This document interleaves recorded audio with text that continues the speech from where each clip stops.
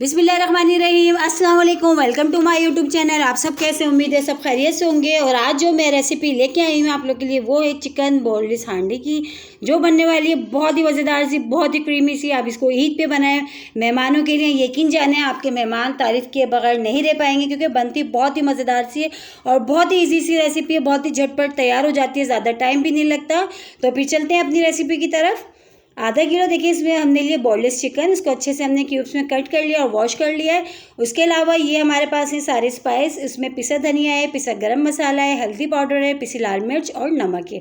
अच्छा, मसाले अपने टेस्ट के हिसाब से आप कम या ज़्यादा कर सकते हैं। 3 अदद हमने छोटे टमाटर लिए थे, उसको भी हमने छोटा छोटा कट कर लिया। 1 टीस्पून कसूरी मेथी है। अच्छा, ये हमारे पास घर की सूखी हुई कसूरी मेथी है।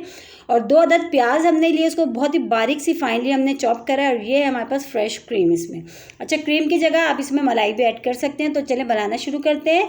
चूल्हे पे मैंने रख दी थी कढ़ाई, उसमें हमने डाल दिया ऑयल। ऑयल को अच्छे से गर्म कर लेते हैं। तो ऑयल हमारा बहुत अच्छे से गर्म हो गया। इसमें जो बारीक प्याज हमने चॉप करके रखी थी हमने वो डाल दिया। अच्छा, प्याज को हमने बहुत हल्का सा फ्राई करना है, बस हल्का सा कलर आने तक हमने इसको चेंज करना है। और इसके साथ ही मैंने आपसे एक बात और शेयर करनी है कि मैंने अपने जो है चैनल का नाम रुजा का किचन रख लिया है। तो मैंने सोचा कि मैं आप लोगों के साथ भी शेयर करूं, क्योंकि मैंने जो है अपने चैनल का नाम कल ही चेंज करा है। तो मैंने अब ये है, मेरे चैनल का नाम हो गया है रुजा का किचन।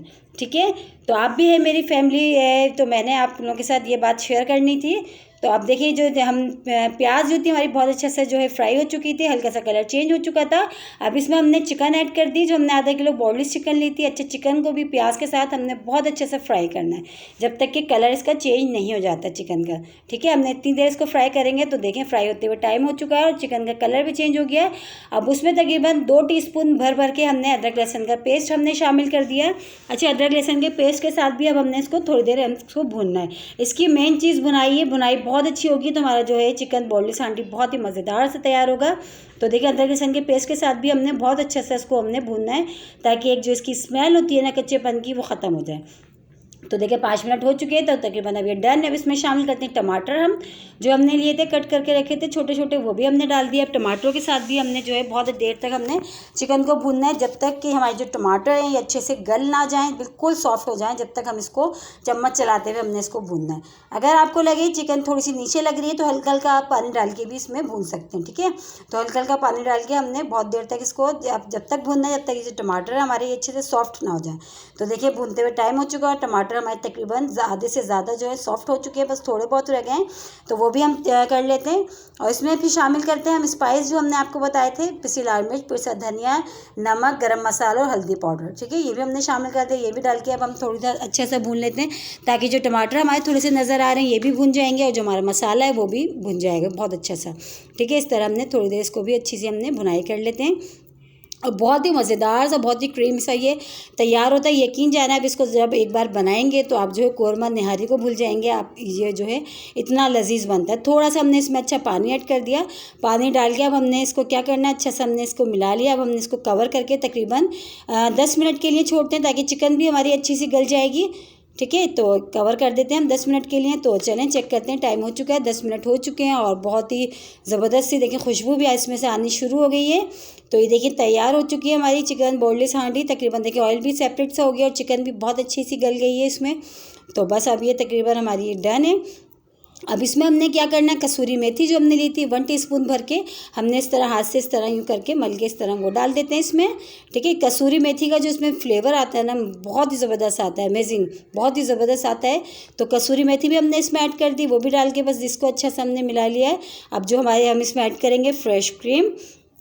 अच्छा, क्रीम की जगह आप दूध की जो मलाई होती है आप वो भी इसमें ऐड कर सकते हैं। तो इसमें हम फ्रेश क्रीम ऐड कर रहे हैं, तो इससे जो है जो हमारी जो चिकन मलाई जो है बोनलेस चिकन बहुत ही हांडी बहुत ही ज़बरदस्त सी हमारी देखें तैयार होगी।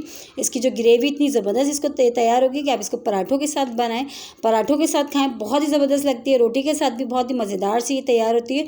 और देखिए कोई टाइम नहीं लगा, कितना झटपट ये तैयार हुई है। अब इसमें हरी मिर्चें हमने डाल दी हैं 4 अदद हरी मिर्चें डाल के अब स्लो आँच पर हमने दम वाली आँच पर इसको सिर्फ 10 से 5 मिनट के लिए हम इसको कवर करते हैं, फिर हम इसको डिश आउट करते हैं। ठीक है, सिर्फ 10 से 5 मिनट के लिए हमने इसको कवर करना है धीमी आंच पे। तो चले चेक करते हैं, हमारी जो है चिकन बोनलेस हांडी तैयार हो चुकी है। बहुत ही मज़ेदार सी, देखिए इसकी शक्ल बता रही है ये कितनी मज़ेदार सी है। ये दिखने में जितनी मज़ेदार है, यकीन जाने खाने में भी इतनी ही मज़ेदार है ये। तो फिर अब हम इसको डिश आउट करते हैं। ये डिश आउट करके हम आपको दिखाते हैं, देखिए कितनी ज़बरदस्त सी, यकीनन आ रहा होगा आप लोग के मुंह में पानी। आप इसको ईद की दावतों में बनाएं, यकीन जाने इतनी ज़बरदस्त ये बनती है चिकन बोनलेस हांडी कि आपके जो मेहमान हैं या आपके ससुराल वालों की अगर आपने दावत की है तो आपके ससुराल वाले तो आपके हाथ चूम लेंगे, क्योंकि बनती बहुत ही मज़ेदार सी, बहुत ही लजीज सी बनती है ये। और इसी के साथ ही मेरे चैनल पर नए हैं तो मेरे चैनल को लाइक कर लें, शेयर करें, सब्सक्राइब करें और कमेंट्स बॉक्स में ज़रूर बताइएगा कि आज की रेसिपी कैसी लगी। और रेसिपी अच्छी लगी तो लाइक करना नहीं भूलिएगा। इस रेसिपी को ईद के दिनों में आप बनाएं, इंशाल्लाह आप लोगों को ज़रूर पसंद आएगी। कल फिर हाजिर होंगे। अल्लाह हाफिज़।